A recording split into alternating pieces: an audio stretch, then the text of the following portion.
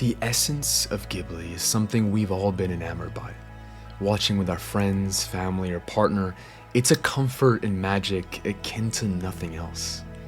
We usually associate this magic to Miyazaki, the famed Ghibli co-founder and director that's directed some of our favorite Ghibli movies, like Princess Mononoke, Spirited Away, Howl's Moving Castle, and has had a key part in nearly all of their films.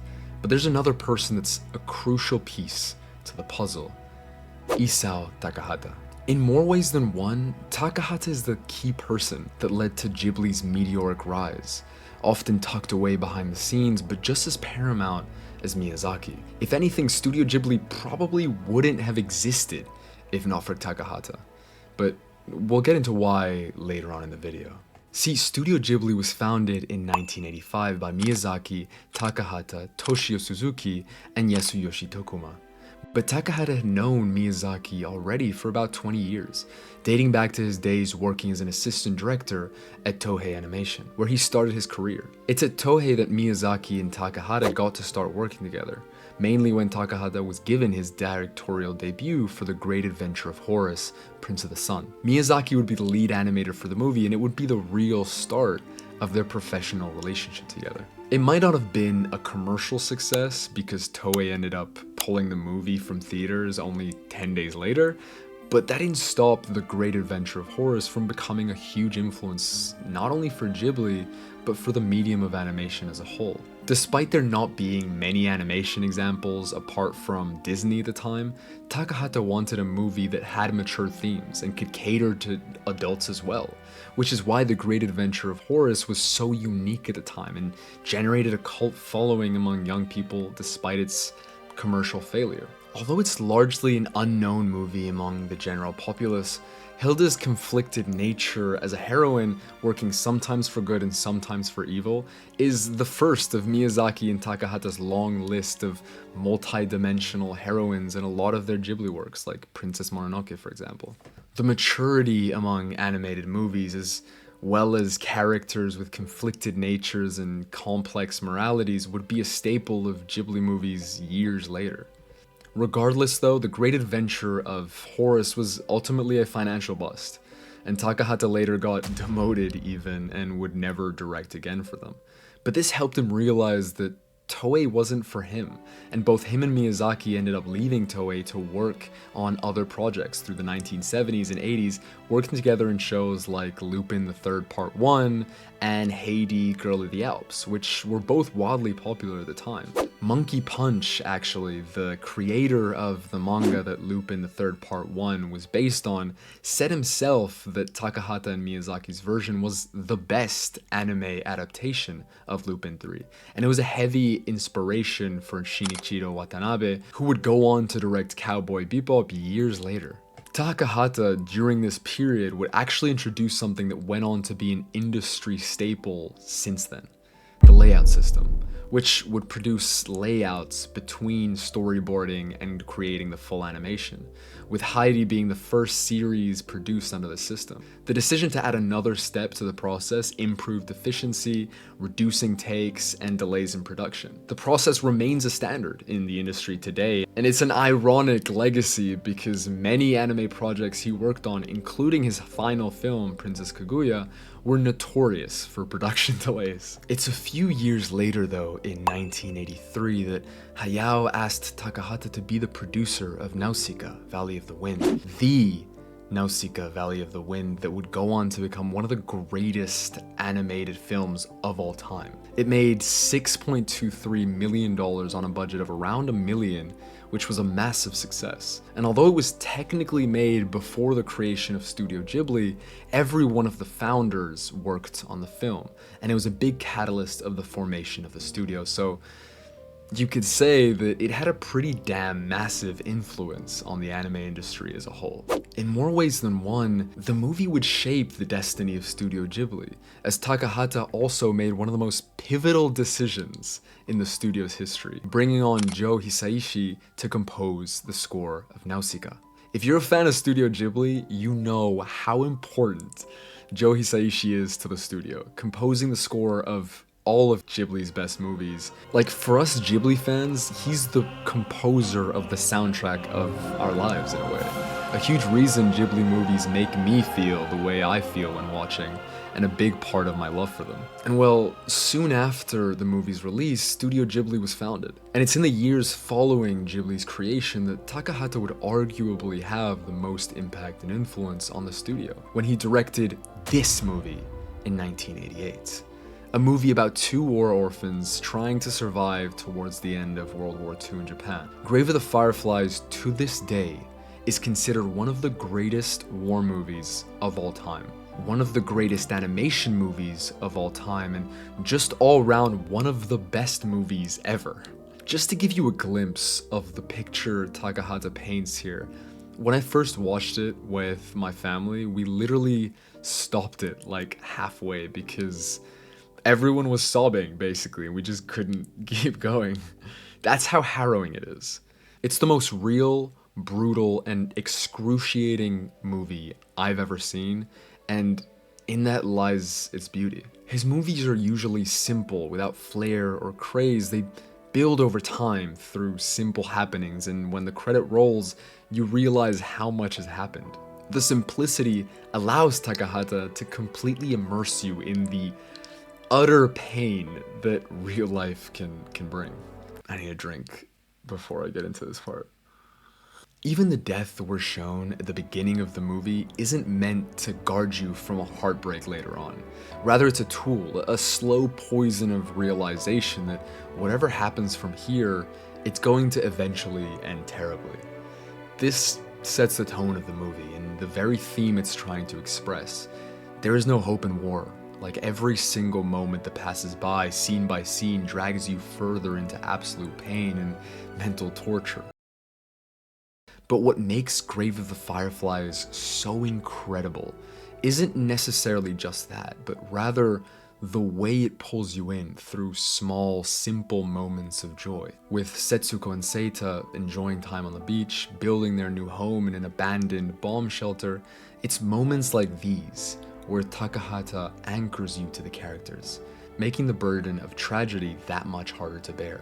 At the root of Grave of the Fireflies lies a lesson though, to not let things you can't control overwhelm your existence. Even in the horrors of war, Setsuko always found ways to be happy, in the small moments, in the simplicity of what was around her, which honestly I think is a gorgeous message wrapped in a pretty terrifying package. The amazing part about Grave of the Fireflies' release was that Disney at the time was releasing movies like Oliver and Company and The Little Mermaid, while Ghibli had released Castle in the Sky and Totoro. The Japanese and international public was for the most part still accustomed to animation being for a younger audience. But Takahata took that idea and completely flipped it on its head, paving the way for Ghibli's future movies and for the rest of the animation industry in Japan. This was the final nail in the coffin that made even the greatest critics of animation pop their eyes out and pay attention. With Totoro, Castle in the Sky, and Grave of the Fireflies all being successes, Ghibli already solidified itself as one of the best animation studios in Japan at the time. Takahata had made an incredible mark on the studio already, and after that, he went on to direct Only Yesterday, Pompoko, My Neighbor the Yamadas, and The Tale of Princess Kaguya. Although they all have unique merits of their own right, there are two that are considered underrated masterpieces in Ghibli canon: Only Yesterday and The Tale of Princess Kaguya. I want to talk more about these, as I think they deserve so much more spotlight than they've gotten historically. Only Yesterday was a movie Ghibli released only 3 years after Totoro and Grave of the Fireflies in 1991. And although it never got to be popular internationally, it was ridiculously successful in Japan, breaking records when it first came out and remaining #1 at the box office for the entire year. Even though the Ghibli executives were very reluctant to having Takahata as a director, since he had caused numerous production delays on Grave of the Fireflies, Only Yesterday ended up earning a whopping $18 million at the time, on only a budget of around $2.5 million, which honestly was a surprise for the studio, because this movie wasn't the typical animated movie. Takahata instead made a realistic drama written for adults, particularly women. A story about the nostalgia of a 27-year-old woman as she leaves the city to take a countryside break. Only Yesterday follows Taiko, a 27-year-old single woman working an office job in Tokyo in 1982. Throughout her journey on the train to the countryside, she reminisces about her past childhood in the village. It's such an ordinary story, but so ridiculously relatable at the same time. I mean, I'm 26 myself, and I'd consider myself a pretty nostalgic person, so this hits home on every level. And I know for a fact a lot of you are like that too. And that's the thing, there's nothing tragic or abnormal about her past at all. One of her memories literally consists of her family eating pineapple for the first time. They try to eat it unripe, and Taiko forms a hate for pineapples. It's quirky and cute, like an ordinary memory. These are the things that happen in everyday life, but it's the way Takahata presents them and so intricately creates a narrative that makes Only Yesterday a beautiful movie. Only Yesterday was released in 1991, after which Takahata went on to direct two other movies in the 90s, Pompoko and My Neighbor the Yamadas. While both were pretty successful at the box office, Takahata ended up taking a break from directing for the next decade, not being directly involved in any of the following Studio Ghibli movies until 2008, when the seeds for what would be his last movie ever were planted. But before that, let me take us back for a second to when Takahata was a child. This is when he first read The Tale of the Bamboo Cutter, a really popular folk tale across Japan about Kaguya Hime, a princess from the moon, whose beauty attracts multiple suitors which she turns away with impossible challenges only to end up revealing her celestial origins and returning to the moon. When Takahata first read the story, he recalled that he struggled to relate and sympathize with the protagonist. After rereading the tale as an adult though, he realized the story's potential to be entertaining. And it's funny because when Miyazaki and Takahata were working on Heidi in the 80s, both of them agreed at the time that someday they should make a Japanese Heidi. And in this sort of full circle moment, that's exactly what Takahata's last Ghibli film would be.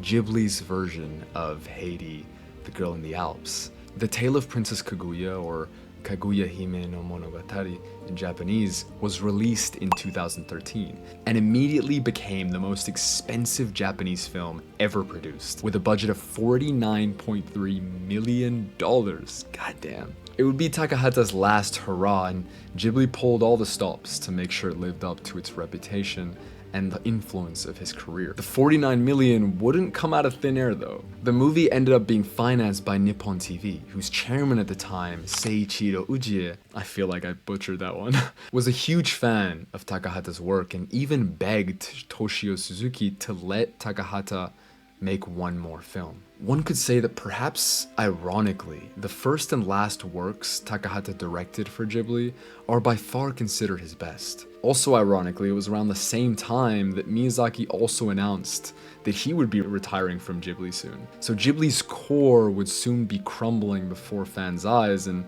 so everyone was excited to see their last masterpieces in action, which is what The Tale of Princess Kaguya was for Takahata. Debuting at #1 in its opening weekend, the film went on to become the first movie in the 2010s to get a perfect 100% on Rotten Tomatoes. And when the film arrived in Western markets the following year, it was even nominated for the Best Animated Picture at the 87th Academy Awards, losing out to Big Hero 6, which, as much as I love that movie, definitely should not have happened. But anyway, there's no point in talking about Oscar snubs because I will be here all day. The Tale of Princess Kaguya became an instant classic in anime lore, and to this day has plenty of critics and fans raving about it. But at its core, it's a simple movie, like most of Takahata's films. But whereas most of his movies are based on reality, this was probably his most fantastical work. And that's where the art choice makes so much sense. It's so unique, reminiscent of traditional Japanese brush painting. It's gorgeous and so different from every other Ghibli movie, with really fluid, expressive animation bringing both the characters and the natural world to life in a way that I've never seen in an animated movie.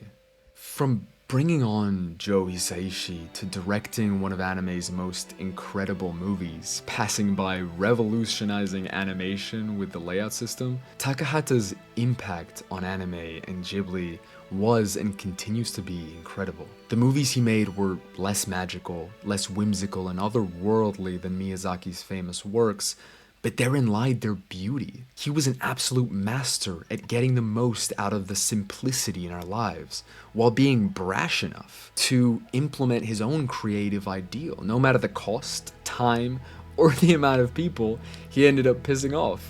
Paku-san was very stubborn and difficult to work with, but without him, Ghibli likely would never have existed. 何かを始めてるんですよ。あの人が宮崎駿を見出したし、鈴木さんに何かを伝えるとかね。まあ明らかに高畑勲という人がいなかったら、スタジオジブリというものはなかったでしょうね。And the entire animation industry as a whole would be completely unrecognizable. That's the legacy he left, and I for one am so glad to have been exposed to the pencil strokes he left behind on the industry's canvas. ありがとう、パクさん。55年前にあの雨上がりのバス停で声をかけてくれたパクさんのことを忘れない。どうもすいません。